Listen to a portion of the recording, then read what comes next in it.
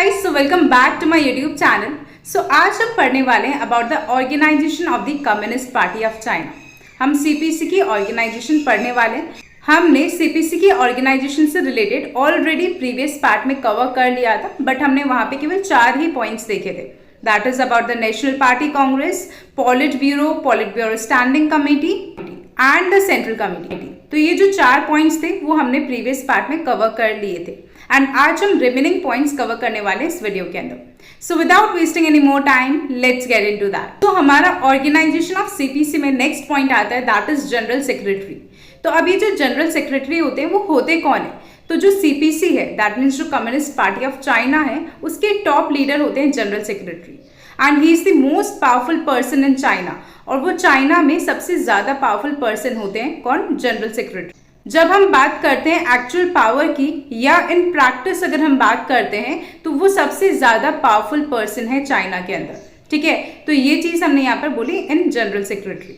अब वो क्या क्या लीड करते हैं? तो वो पॉलिट ब्यूरो को लीड करते हैं, मतलब उसके लीडर होते हैं। पॉलिट ब्यूरो स्टैंडिंग कमेटी के लीडर होते हैं, पूरे पार्टी स्ट्रक्चर के लीडर होते हैं और उसके अलावा वो प्रेसिडेंट होते हैं चाइना के एंड वो चेयरमैन होते हैं सेंट्रल मिलिट्री कमीशन के। ठीक है, दैट मीन्स अगर हम यहाँ देखें तो उनकी कितनी ज्यादा इंपॉर्टेंस है कि वो पॉलिट ब्यूरो को भी लीड कर रहे हैं, पॉलिट ब्यूरो स्टैंडिंग कमेटी को भी, पूरे इंटायर पार्टी स्ट्रक्चर को भी जो है वो लीड कर रहे हैं। उसके अलावा 2 बहुत ही इंपॉर्टेंट पोस्ट भी वो होल्ड करते हैं, that is the president of China and the chairman of the central military commission. ठीक है, तो पॉलिट ब्यूरो क्या होता है, पॉलिट ब्यूरो स्टैंडिंग कमेटी क्या होता है, ये ऑलरेडी हमने प्रीवियस पार्ट में डिस्कस कर लिया था। इन केस अगर आपको वहां पे कुछ भी डाउट रहता है या कुछ भी क्लियर नहीं हुआ हो रिगार्डिंग द पॉलिट ब्यूरो या पॉलिट ब्यूरो स्टैंडिंग कमेटी या किसी भी चीज को लेके अगर डाउट रहता है, then you can always ask me in the comment section and I will try to reply all your comments as soon as possible.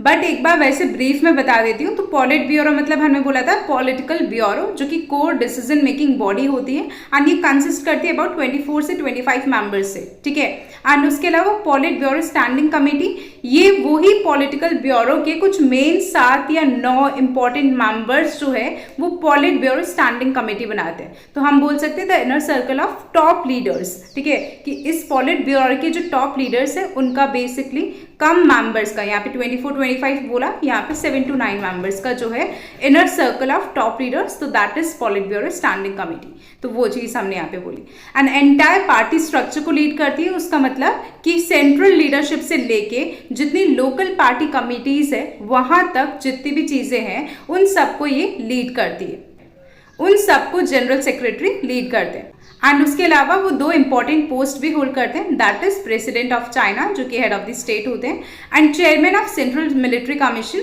जो कि क्या होते हैं, सुप्रीम कमांडर होते हैं आर्म्ड फोर्सेस के।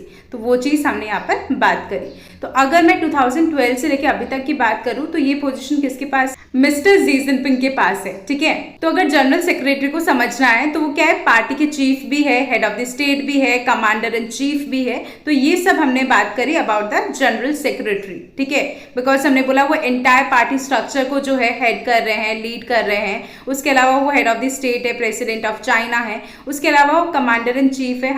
हमने बोला था सेंट्रल मिलिट्री कमीशन की भी पोस्ट वो होल्ड करते हैं। तो इस वजह से हम यहाँ पे क्या बोल रहे हैं, that general secretary is basically party chief plus head of the state plus commander in chief. तो वो चीज हमने यहाँ पर बात करी। अब हमारा नेक्स्ट पॉइंट आता है in the organisation of CPC, that is central commission for discipline inspection, that is CCDI। तो ये जो सेंट्रल कमीशन है डिसिप्लिन इंस्पेक्शन के लिए, ये क्या है, ये एक एंटी करप्शन और डिसिप्लिनरी बॉडी है सीपीसी की। मतलब जो कम्युनिस्ट पार्टी ऑफ चाइना है उसकी एक बॉडी है, दैट इज CCDI। वो किस लिए बनाई गई है? सो दैट कोई भी करप्शन ना हो एंड यहाँ पे डिसिप्लिन मेंटेन रहे। ठीक है, एंड ये जो बॉडी है या ये जो कमीशन है ये क्या इन्वेस्टिगेट करता है कि करप्शन कहीं हो तो नहीं रहा, या कहीं पे पावर का अब्यूज तो नहीं हो रहा, कि पावर को मिसयूज किया जा रहा है, या फिर पार्टी के रूल्स को तोड़ा तो नहीं जा रहा, उसका वायलेशन तो नहीं हो रहा, या फिर पार्टी के रूल्स को तोड़ा तो नहीं जा रहा, उनका वायलेशन तो नहीं हो रहा। तो ये सब इन्वेस्टिगेट करती है कौन? Central commission for discipline inspection. ठीक है, एंड इसके पास बहुत ही स्ट्रॉन्ग अथॉरिटी होती है इवन सीनियर लीडर्स के ऊपर भी। ठीक है, तो वो चीज हमने यहाँ पर बात करी। तो ये कैसे एक्ट करती है? एक इंटरनल वॉच डॉग या CVC की तरह एक्ट करती है, plus CBI of communist party की तरह एक्ट करती है। जैसे सीबीआई एक्ट नहीं करती है क्या कि सब पे ध्यान रखना, या फिर सीवीसी, ठीक है, सीवीसी मतलब है सेंट्रल विजिलेंस कमीशन, की जो बेसिकली सतर्क रहता है कि पार्टी में कुछ हो तो नहीं रहा या ये सब चीजों का ध्यान रखता है। ये एक इंटरनल वॉच डॉग की तरह, मतलब नजर रखना पार्टी के लोगों के ऊपर, उनके लीडर्स के ऊपर नजर रखना कि कहीं वो अपनी पावर का मिसयूज तो नहीं कर रहे हैं या फिर पार्टी के रूल्स तोड़ तो नहीं रहे। तो उसकी तरह ये काम करती है कौन, द CCDI। सो हमारा नेक्स्ट पॉइंट आता है that is local party organisations. So अब ये जो लोकल पार्टी ऑर्गेनाइजेशंस होती है ये हर लेवल पे प्रेजेंट होती है, be it provincial level, be it district level, be it village level etcetera, ठीक है। तो ये हर लेवल पे जो है प्रेजेंट होती है। एंड इसके अलावा वर्क प्लेसेस जैसे कि फैक्ट्रीज, स्कूल्स, ऑफिसेस, वहां पर भी ये लोकल पार्टी ऑर्गेनाइजेशन सेटअप होती है, ठीक है। इसका मेन रोल क्या होता है लोकल पार्टी ऑर्गेनाइजेशंस का, कि सेंट्रल लीडरशिप से जो भी इंस्ट्रक्शंस आए उसे हर लेवल तक पहुंचाना is the main role of local party organisations. And ये लोकल इश्यूज को या फीडबैक्स को क्या करती है, हायर अथॉरिटीज तक ट्रांसफर करती है, पास करती है, ठीक है। एंड ये मॉनिटर करती है सिटीजन्स को एंड पब्लिक ओपिनियन लेती है, एंड उसके बाद ये हायर अथॉरिटीज तक जो है पब्लिक ओपिनियन पहुंचाती है। तो यहाँ पे बेसिकली लोकल पार्टी ऑर्गेनाइजेशंस का मेन रोल क्या हुआ, आप देख सकते हो एक मीडिएटर की तरह काम करती है, कि जो हायर अथॉरिटीज की या जो सेंट्रल लीडरशिप्स के जितने भी इंस्ट्रक्शंस होते हैं उसे पब्लिक तक पहुंचाती है, या फिर जो पब्लिक के जितने भी इश्यूज होते हैं या फीडबैक्स होते हैं उसे हायर अथॉरिटीज तक पहुंचाती है।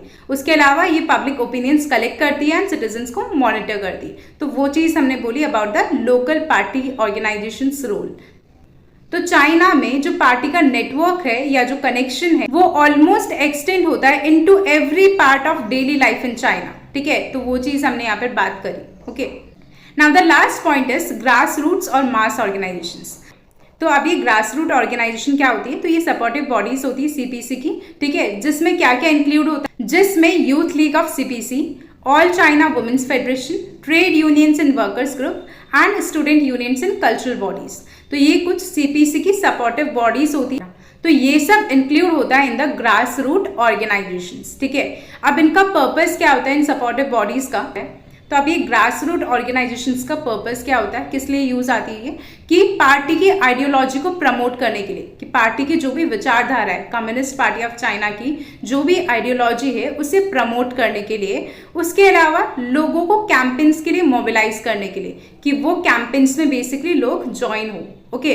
उसके अलावा ये एक्ट करती है एक ब्रिज की तरह between the party and the public और पार्टी को कनेक्ट करने के लिए ये एज अ ब्रिज एक्ट करती है कौन, ग्रास रूट ऑर्गेनाइजेशंस। तो कहीं ना कहीं हम कह सकते हैं कि ये कनेक्टर्स है between the party and the citizens, ठीक है। तो वो चीज हमने यहाँ पर बात करी। सो ये था about the organisations of the CPC. यहाँ पर हमारा जो ऑर्गेनाइजेशन है सीपीसी का वो कंप्लीट होता है। आई होप आपको ये आठों के आठों पॉइंट समझ में आए हो, जो कि 4 पॉइंट्स हमने प्रीवियस पार्ट में कवर किए थे एंड 4 पॉइंट्स हमने इस पार्ट में कवर किए।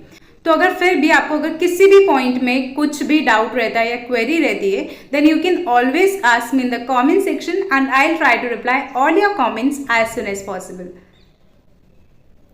एंड अगर आपको ये वीडियो थोड़ा बहुत भी हेल्पफुल लगता है या थोड़ा बहुत भी यूजफुल लगता है, then do share this video with all your friends, but only if you find it helpful.